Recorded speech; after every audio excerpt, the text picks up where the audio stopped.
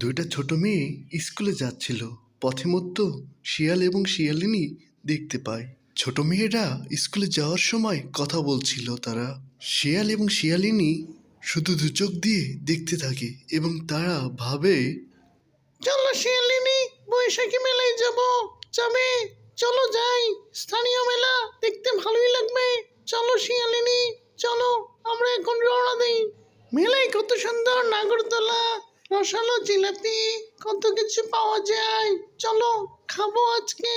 মেলায় তো আসলাম, কই মেলায় একটি মানুষও নেই। তাহলে কি মেলা শেষ হয়ে গেছে?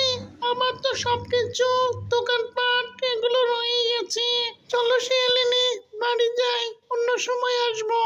চলো শিয়ালিনী, কত সুন্দর দৃশ্য, রাস্তার পাশে নদী, এই চোখের সৌন্দর্য, কি সুন্দর দৃশ্য শিয়ালিনী।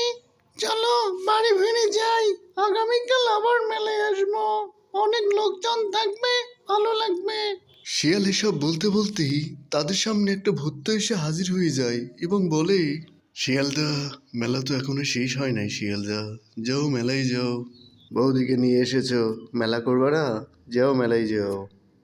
তোমার কি পকেটে টাকা নেই? তোমার তো অনেক টাকা শিয়ালদা। কথা শেষ না হতেই আরেকজন লোককে দেখা যায় শিয়ালদাদের সামনে এসে পড়ে। কি গো ভাই, কি পথে যাচ্ছ?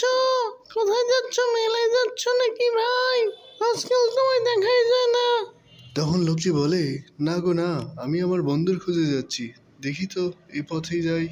তো শিয়ালদা, তোমরা মেলায় গেছিলে নিশ্চয়, তবে আমি আমার বন্ধুর কাছে যাচ্ছি, বুঝছো? অবশেষে লোকটির সাথে তার বন্ধুর একটা পাতারে দেখা হয় একটা রাস্তায়। তখন শিয়ালটি একা ছিল এবং শিয়ালটি বলে, এরপর শিয়াল বলে, কি গো, এখানে তোমাদের সাথে দেখা হয়ে গেল, কি অবস্থা? কোথায় যাচ্ছ তোমরা? তোমাদের মিশনটা কি? একথা বলে শিয়াল চলে যায়। এদিকে দুই বন্ধু, তাদের উদ্দেশ্য ছিল গুপ্তধন খোঁজা। গুপ্তধনের উদ্দেশ্যে তারা মূলত বেরিয়ে পড়ে। তারা হাঁটতেই ছিল, পথ প্রান্তর, চারিদিকে নদী সমুদ্র সবকিছু পার হয়ে তারা হাঁটছিল আর হাঁটছিল। এবং বেকালা বন্ধুটি বলছিল, আর কত দূর যেতে হবে আমাদের।